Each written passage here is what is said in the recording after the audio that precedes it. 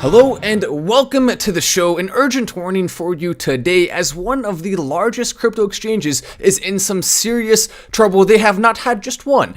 They have had 4 people leave recently, all in connection with each other and all in connection with what is happening right now with the SEC. This is going to have certainly the potential to impact Dogecoin heavily, as well as the rest of the crypto market, as it's not a 100% probability that any exchange will fail. However, when you look at the probability that one of the many exchanges, one of them is going to fail, that probability is over 50%, and we have to prepare right now. What you need to do is go and make sure you do not have too much money on any crypto exchange, whether it's in stocks, whether it's in crypto. Do not put too much trust in anyone ever. That's the only way to handle it at this current point in time, as we have had the General Counsel, Han Ng.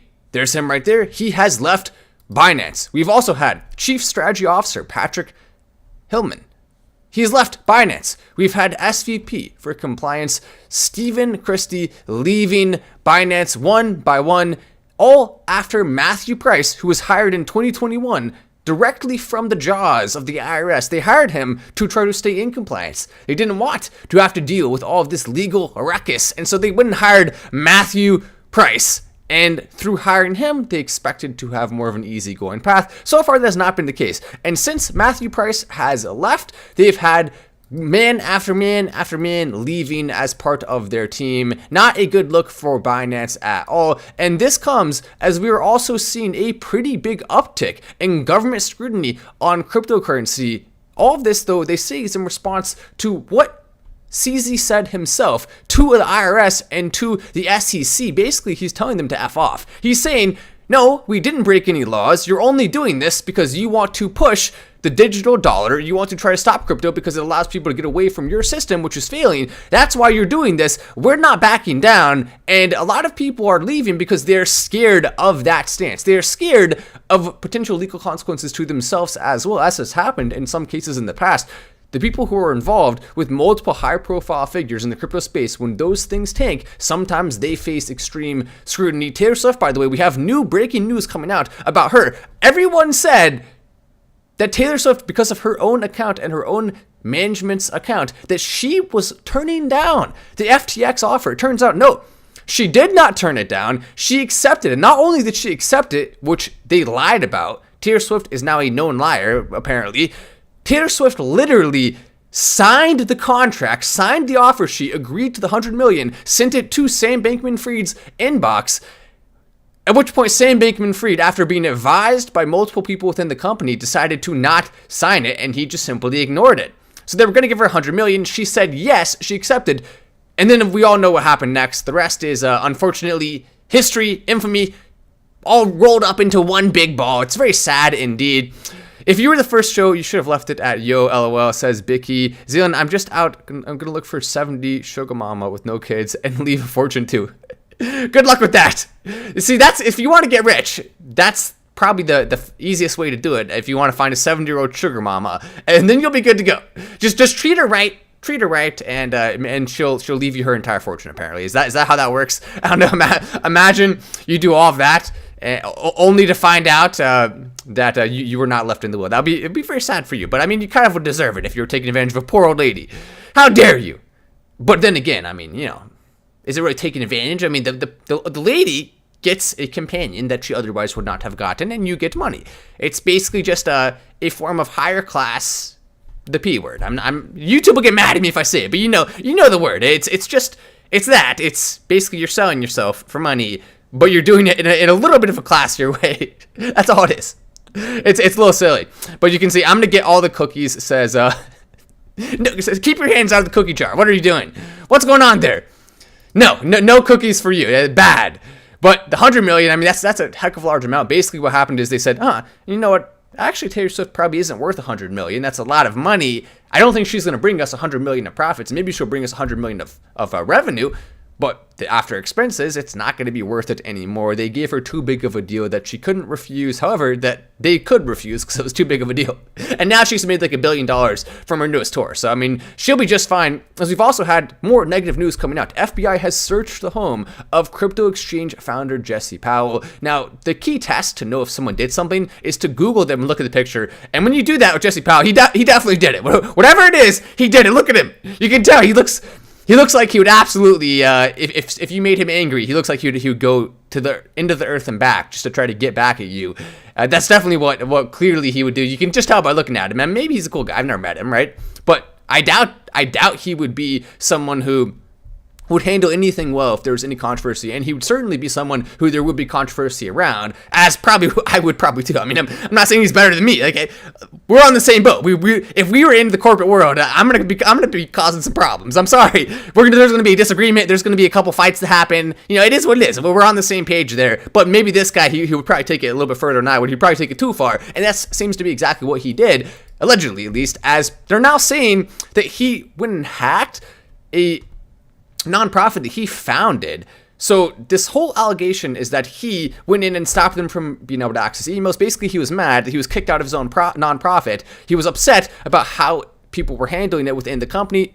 Once again, a lot of people in the corporate world are crazy, and they're going to try to backstab you. They're going to try to double cross you. They're going to be weird and bad, and everything about them is oftentimes just focused on their own selfish desires, which in some ways makes sense, but in other ways is extremely terrible.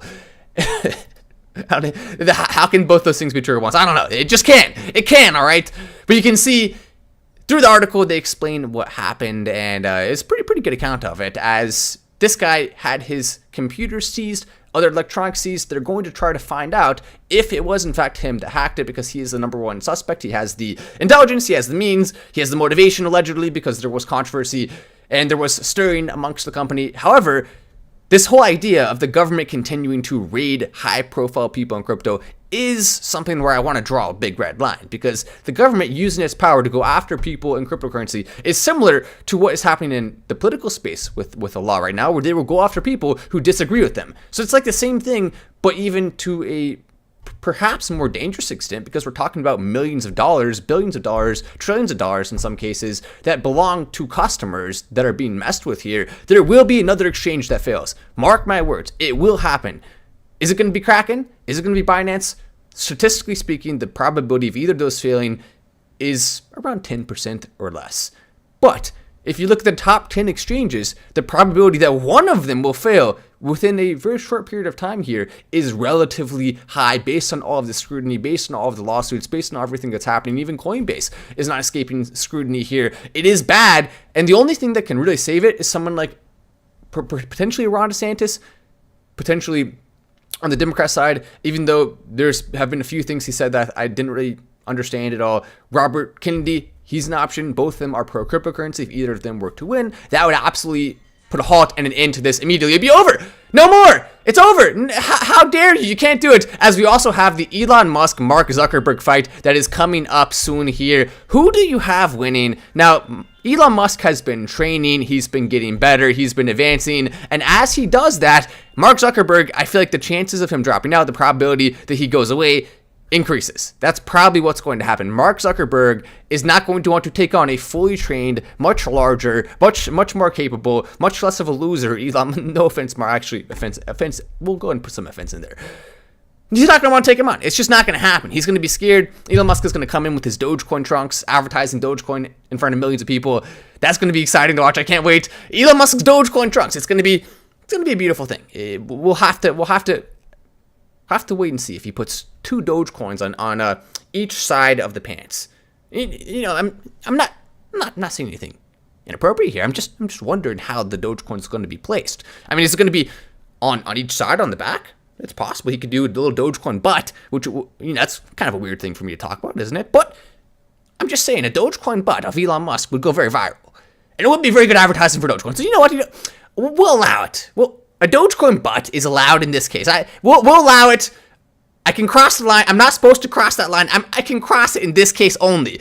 No other case. If I cross it again, though, you're allowed to make fun of me. I can't cross it again. One time. I get one pass.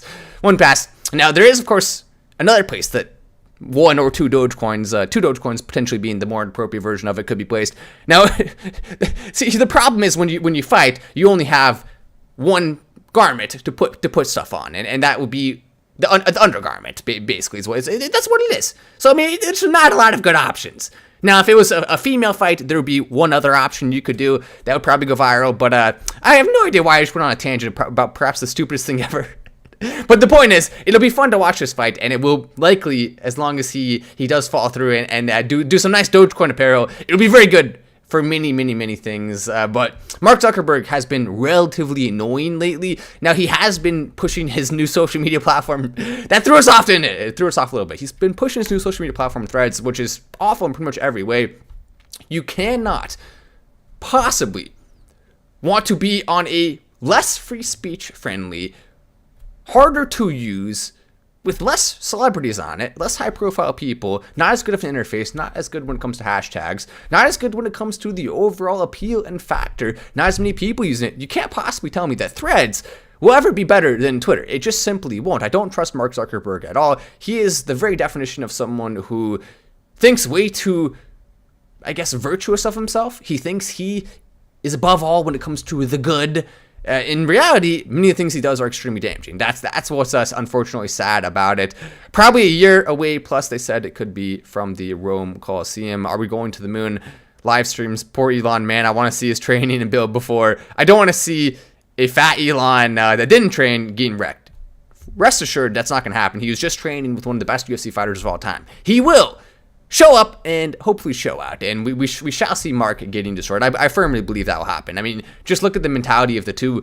Elon Musk is far superior when it comes to that, and he's also a much bigger dude, which is extremely important when it comes to things in the realm of UFC and boxing and whatever you're doing. Size matters, especially if you're tall, if you have muscle. You know, it's a lot harder for a small person to beat a large person, even if that small person is fully trained. It just is the way it is. Anyway, I'm Matt Wallace. This is Final Stand, and I'll see you in the next video.